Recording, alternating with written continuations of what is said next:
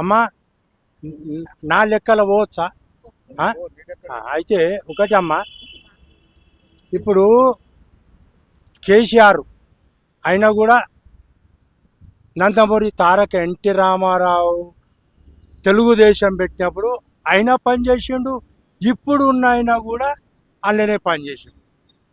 ఆయన అలిగి అటుపోయిండు, ఆయన అలిగి అటుపోయిండు, ఈ పార్టీ పోయి ఈయన ఇక్కడ వచ్చిండు గంతే. అయితే వీళ్ళకు ఇద్దరికి ఏంటంటే ఇప్పుడు కేసీఆర్ వచ్చిండు. కేసీఆర్ అంటే కేసీఆర్ ఒక్కడే తెలంగాణ తీసుకురాలే. 1200 మంది తల్లుల కడుపు యూసకోత కోసి ఆమె కోసుకొని బయటికి తీస్తే వీళ్ళేమో తెలంగాణ కోసం ఎవడవుతా ఆడు ప్రాణం ఇచ్చిండు. ఆ తల్లిని ఆ తండ్రిని ఎవరు నడపాలమ్మా? వీడు పానం బాయ్. 12 మంది బొందలు కట్టి ఆ బొందల మీద కేసీఆర్ ఒక కుర్చీ వేసుకొని కూర్చున్నాడు. ఏమన్నాడు? ఓ ఇంటికొక ఉద్యోగం ఇస్తా, 3 ఎకరాల పొలం ఇస్తా అన్నాడు. ఇంటికొక ఉద్యోగం ఇవ్వకున్నా పర్లే, 3 ఎకరాల పొలం ఇవ్వకున్నా పర్లే, కానీ ఇంటికొకళ్ళని తాగుబోతులను మాత్రం చేసి.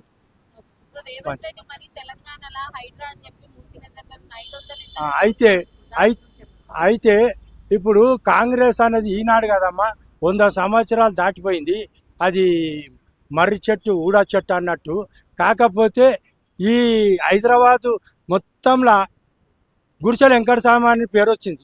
ఆయనకు ఆ పేరు అభివృద్ధి ఎందుకు ఇచ్చారు అగాది.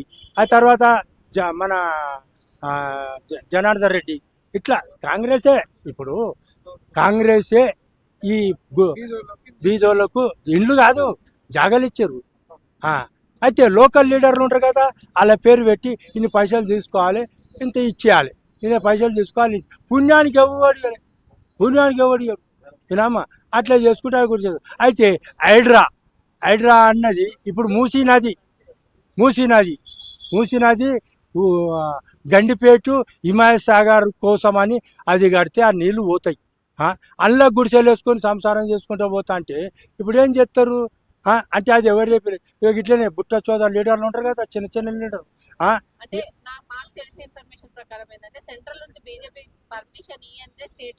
కాంగ్రెస్ పార్టీ ఇంత పెద్ద ప్రాజెక్ట్ చేయలేదు. సో బీజేపీ పార్టీ ఎందుకు ప్రజల గురించి ఆలోచించకుండా నిర్ణయం తీసుకున్నారు? తల్లి ఇగో ఇంట్లో మేము 5 మంది అన్నదమ్ములం, నేను పెద్దోడిని.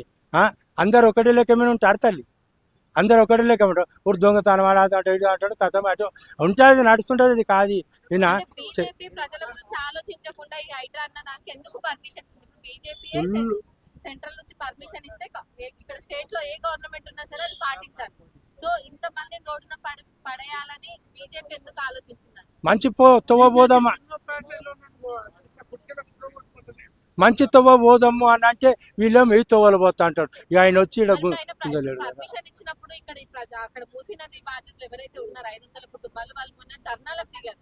చిన్న పిల్లలు స్కూల్ ఎగ్జామ్స్ టైంలో రోడ్ల పడి రోడ్ మొత్తం తిరుగుతున్నారు, మైళ్ళు కూలగొట్టొద్దు అని. ఇంత జరుగుతున్నా సెంట్రల్ నుంచి ఎందుకు ఎట్లాంటి స్పందన లేదంట? మన సీఎం రేవంత్ రెడ్డికి తెలుసమ్మా కథ. సీఎం గుడిసె కూలగొడతారా? నువ్వు ఇల్లు కట్టిస్తావు, ఇల్లే కట్టియకుంటా ఇల్లు కూలగొడుతున్నావు. ఇదేమన్నా పద్ధత? బుక్క తినుకుంటా ఒక్కొక్క రూపాయి జమ చేసుకుంటా ఇల్లు కట్టుకునే. ఇప్పుడు ఇల్లు కూలగొట్టిందంటే పానం తీసినట్టే తల్లి, ఇల్లు కూలగొట్టిందంటే పానం తీసినట్టే.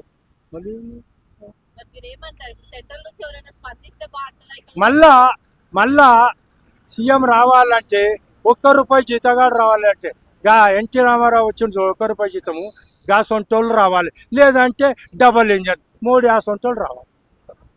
యోగి ఆ సొంత.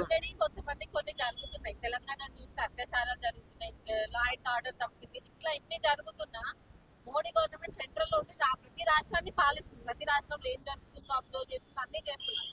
బట్ ఇక్కడ తెలంగాణలో ఏం జరిగినా ఎందుకు పట్టించుకోలేదంట? దేనికి మోడీ గారికి స్పందన లేదు? తల్లి ఒకప్పుడు కాంగ్రెస్ జమానాలో ఒకప్పుడు పోలీస్ పటేల్, మాల్ పటేల్, కర్ణం పటేల్ ఇలా చేతి కింద ఒక ఆడు కవల్కాడ అని ఉంటాడు. ఆడు ఆర్డర్ ఇస్తాడు, అరే పోలీస్ పటేల్ వచ్చిండ్రా, కోడి పట్టుకరా పోరా అంటే ఆ 4 కోళ్ళు పట్టుకొస్తాడు, ఆనింటికి 2 పంపిస్తాడు, ఇక్కడ ఇట్లా దొంగతనాలు జరుగుతాయి తల్లి. ఇప్పుడు ఆయన ఉన్నాడు, ఆయన చెప్పిన కాదు చెప్తాడు, వీళ్ళు చేస్తారు. ఏం చెప్తాడు? అంతే కదా తల్లి. అంతే కదా. అంటుంది కాంగ్రెస్ లే బీజేపీ అట్లా లేదు. బీజేపీ అట్లా బీజేపీ అన్నదే ఇప్పుడు రామ జన్మభూమి కోసము 500-600 సంవత్సరాల నుంచి తిరిగి వచ్చి అమ్మ 4-5 పనులుగా తల్లి మాకన్నా ఎక్కువ మీకేరుక ఆయన ఎంత దేశం ఏడికించుకొచ్చిండు అన్నది. అట్లా తల్లి మళ్ళా ఆ దేశమే రావాలి. అవన్నీ వరుతాం. నోరున్నదమ్మా, నోరున్నది, నాలుగే ఉన్నది, ఎటు మలుపుతే అటు మారుతుంది. ఏం చేస్తాం తల్లి? కానీ బిరకేయాలి, లెక్క ఉండాలి. 56 అక్షరాలు ఉన్నాయా?